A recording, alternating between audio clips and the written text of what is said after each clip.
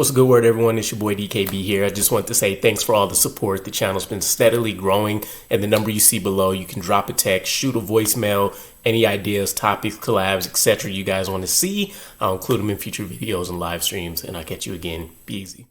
What's a good word, Jets fans? It's your boy DKB here. So coming off of the Darren Mougey and Aaron Glenn introductory press conference, it's everything I could have hoped for, right? And the bar was pretty low because I came in really paying attention to like the Adam Gase presser, for example. So it passes the eyeball test, right? Pun intended. They looked calm. They looked confident. They clearly had the signs and the indications that there's a plan, there's a formula that they're going to be following here while we look to get things back on track as Jets fans. And I think both win acquitted themselves pretty well. And for what it's worth, for Aaron Glenn specifically, because Muji doesn't have experience with New York like that, he comes off as somebody that has dealt with them repeatedly. He understands the type of questions that were going to be set up and how things may trend, right? And I think that's evident in him setting some pre-expectations surrounding Aaron Rodgers, for example, right?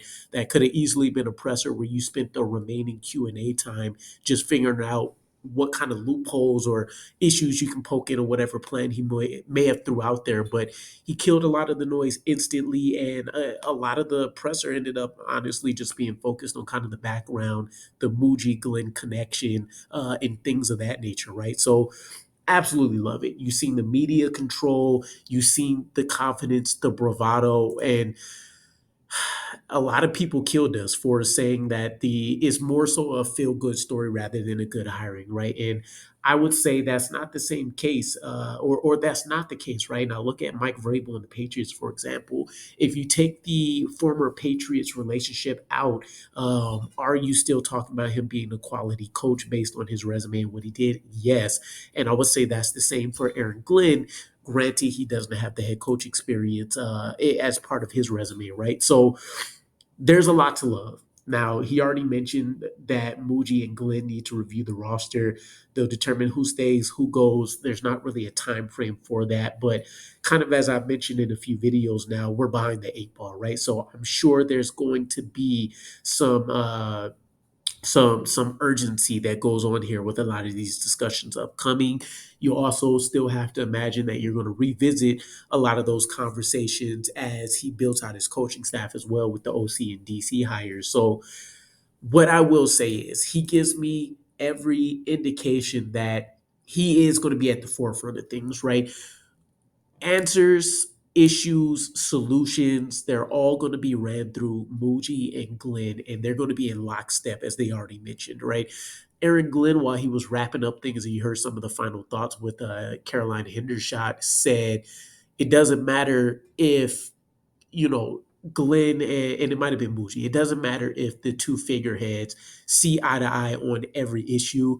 At the end of the day, when they walk out of that meeting room, there's going to be one unified decision, one unified goal, and they're going to pursue that route, right? So I absolutely love it. It gives me the idea of kind of what I go through in my day-to-day work here, where the best idea wins, right? And ultimately, whoever sells it is probably going to be the one that walks away the happiest, right? But still, I'm fired up. You got to feel a lot of the passion from Aaron Glenn during his announcements and kind of his congratulatory, and a lot of the prior examples that he showed about what it took to get through this path leading up to his first head coach opportunity. So I love some of the stuff I heard about culture standpoint, right? It being about the people, a lot of what he picked up from Bill Parcells in that regard, the fact that the smartest teams are the one that are winning games, right? How many times have you watched the New York Jets sit there and absolutely fold and destroy themselves, right? It didn't take anything special or additional from the teams that we're facing. It's just the New York Jets at the, facing their own pressure, their own expectations in a lot of these situations, just regressing, right? Dumb penalties, unusual, uncanny mistakes that are made from star players or even guys that are being bumped up to have an opportunity. So, one of the best pieces coming out of this presser for me was responsibility equals accountability. This is a guy that is a leader in every sense. And a huge underrated part of being a leader is the teaching component. So he spoke about the fact that I, as the head coach, want to let you know here's what I'm expecting out of you.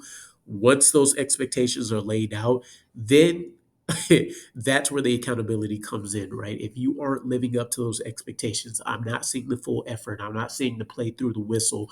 I'm not seeing guys making the mental mistakes that we've already discussed, we've already honed throughout weeks and weeks of training camp and practices. Then there's going to start being repercussions there. So this isn't going to be many of those one-off situations that you've seen under Salah, under Bowles, under Gase, under Ryan, where you're seeing these random, I guess penalties to the players, not in terms of the game, but in terms of a random suspension, right, coming out of nowhere, or a guy like take take Malachi Corley, for example, right?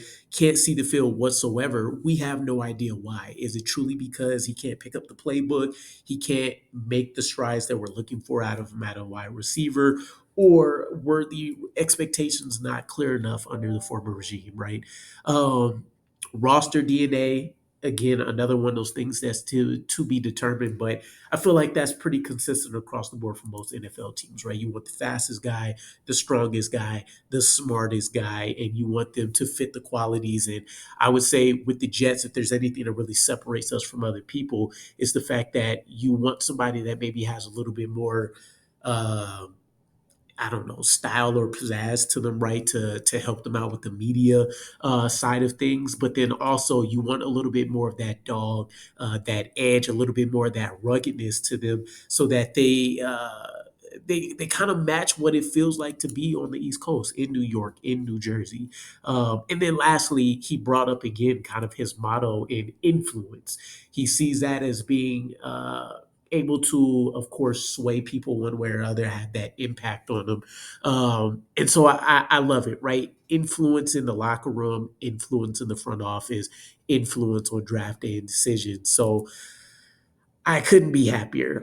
Ultimately, I think it was a breath of fresh air for everybody. And I think when you look at how some of the former players like Quincy and Nick Mangold responded to that presser gives you a pretty strong indication on how guys like Garrett and Sauce and Jermaine and Titman and Brees and all of these guys on the offensive side are going to feel walking away from this.